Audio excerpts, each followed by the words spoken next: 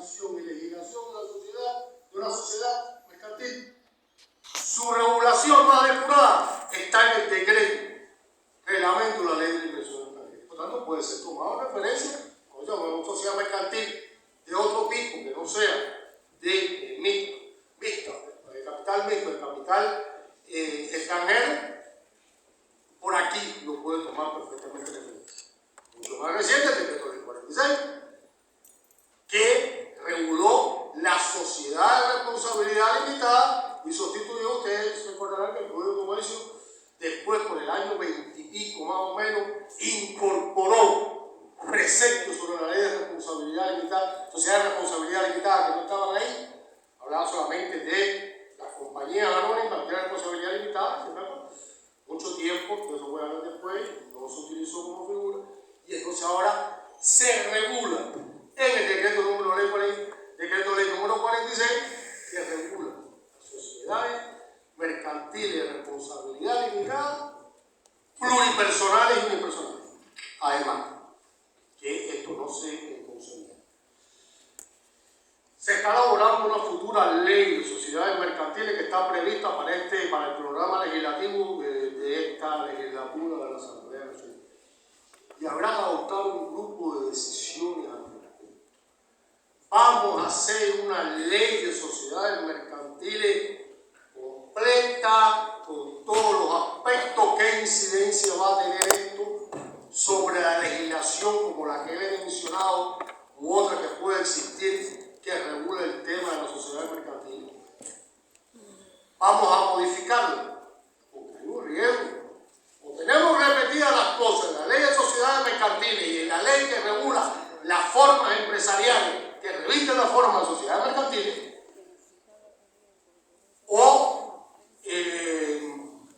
entonces vamos a tener dos regulaciones que pueden ser contradictorias. A pesar del proceso de legislación es complicado, en un momento determinado tenemos una cosa en una ley y otra cosa en otra ley que regula la misma materia y nos dicen lo mismo. Y a la hora de interpretar y aplicar, entonces comienzan los problemas. Mi opinión muy personal es que debe haber una ley de sociedades mercantiles y todo lo que está hecho o por hacer en materia de sociedades mercantiles antes de que salga esa ley debe pasar a la ley. Los legisladores decidirán. ¿Cuáles son los tipos de sociedades mercantiles que tenemos hoy previstos en la legislación? ¿Ya llevan 10 minutos? Estoy como Usain Bolt contra el cronómetro. ¿Qué tipo de sociedades mercantiles tenemos actualmente en la legislación cubana previstas? No quiere decir que todas se estén utilizando.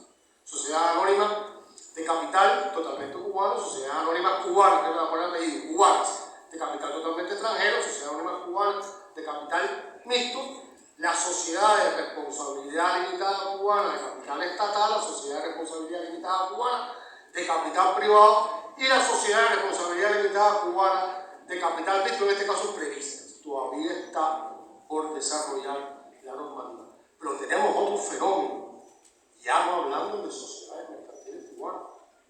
Tenemos esquemas empresariales externos y tenemos sociedades mercantiles extranjeras con intereses cubanos que pueden ser anónimas o de responsabilidad limitada. Porque hay que ver la forma jurídica que utilizan los países en los cuales está implantada. Y de capital totalmente cubano mixto. Eso es una realidad que también tenemos.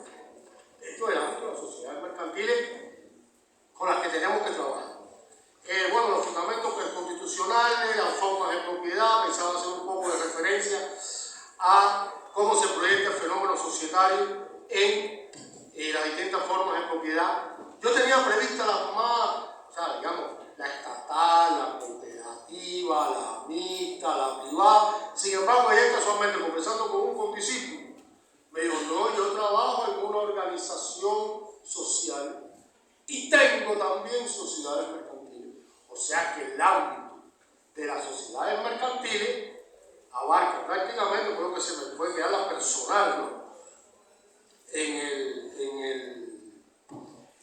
O sea, están presentes en todos los ámbitos de la propiedad, de la forma de propiedad que establece la regulación, la Constitución cubana. En las estatales, vamos a empezar por la propiedad de todo el pueblo. ¿Qué tenemos? El régimen general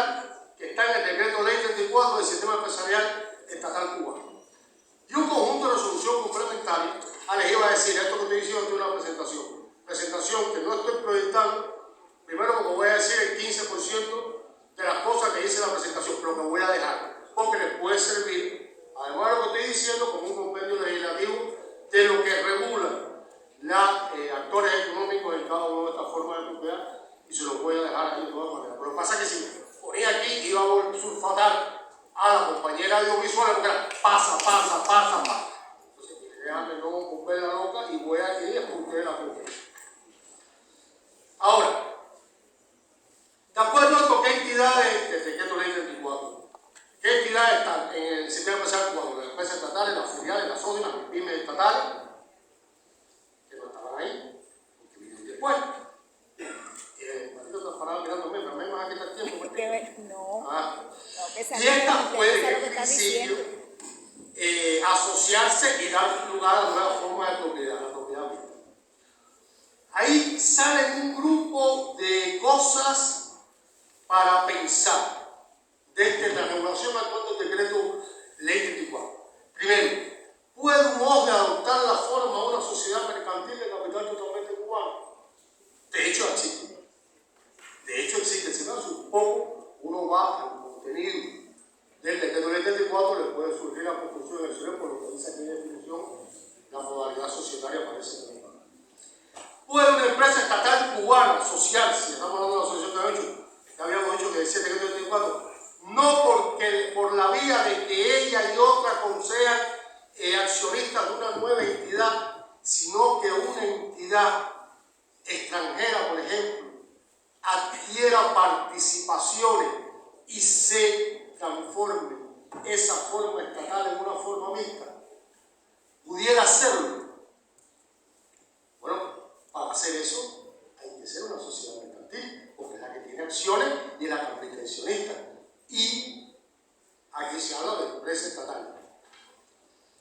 Una sociedad mercantil de capital 100% cubano es siempre una sociedad mercantil 100% estatal. En algún momento sí, en estos momentos no, porque hay una cantidad de sociedades mercantiles, en este caso de responsabilidad limitada, que son de propiedad privada.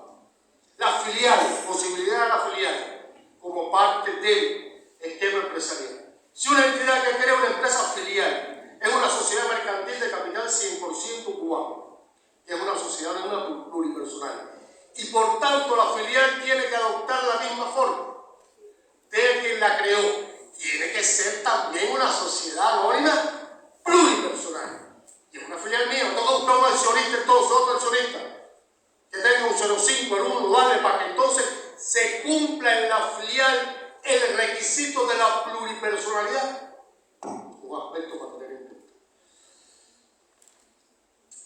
En el decreto ley 34, su legislación complementaria, la sociedad de capital 100% cubano eran necesariamente anónimas y pluripersonales, igual que las empresas de capital mixto y capital totalmente extranjero. Llegó el decreto ley número 46, primero subvirtió un grupo de cosas que estaban aquí, abrió un grupo de nuevas perspectivas a partir de una forma societaria que nosotros no usábamos y de la posibilidad de la unipersonalidad. Y entonces entramos ahí, bueno, las empresas, las pymes, todos los aspectos, las acciones, participaciones sociales, uno más socio, lo que les había dicho. Y entonces vamos ahora a la sociedad mercantil de capital mixto, de propiedad mixta. Lo mismo nosotros se analizó hasta hace mucho tiempo, como he dicho, hasta hace muy poco tiempo, como el carácter mixto que lo daba la nacionalidad del capital cubano porque era extranjero. Ahora no. El carácter de mixto, además del elemento de la nacionalidad que sigue presente, este es el problema de la forma de capital sobre ese capital, de propiedad sobre ese capital, capital estatal, capital privado. Y entonces hay que verlo en esas dos dimensiones. Cuando vamos al tema del capital mixto, sociedad mercantil de capital mixto, las empresas, una de las formas de inversión extranjera es la filial de una empresa de capital extranjero. Perfecto. Pasa el mismo análisis con la estatal. Es una filial, es una sociedad mercantil, una sociedad mercantil que necesariamente tiene que ser pluripersonal. Por tanto, el extranjero que decida crear esa filial tiene que buscar necesariamente, no puede puede ser accionista 100%. Tiene que buscarse otro accionista. Si admitimos la unipersonalidad, no solamente en el caso de las sociedades de responsabilidad limitada, sino en las anónimas, las tenemos que ver tanto en las sociedades anónimas de capital totalmente cubano, como en las sociedades anónimas de capital totalmente extranjero, porque eso nos va a dar este fenómeno. Ya me queda un minuto. Bueno, ya voy a pasar a un detalle sobre las cooperativas. La propiedad cooperativa, ¿hay sociedades mercantiles? No. Sin embargo, usted va al mundo entero. A nosotros nos encanta tanto la referencia a la legislación española. Y las sociedades cooperativas existen, son sociedades mercantiles. Derivaremos de esa forma la Ley General de Cooperativas que hablaba Martica ayer, para evitar el tema de cooperativas agropecuarias y cooperativas no agropecuarias.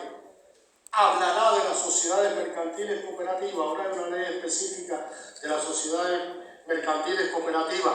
No se va a admitir el carácter mercantil de las cooperativas. Aspectos a definir. Lo último que voy a decir, de manera de conclusión.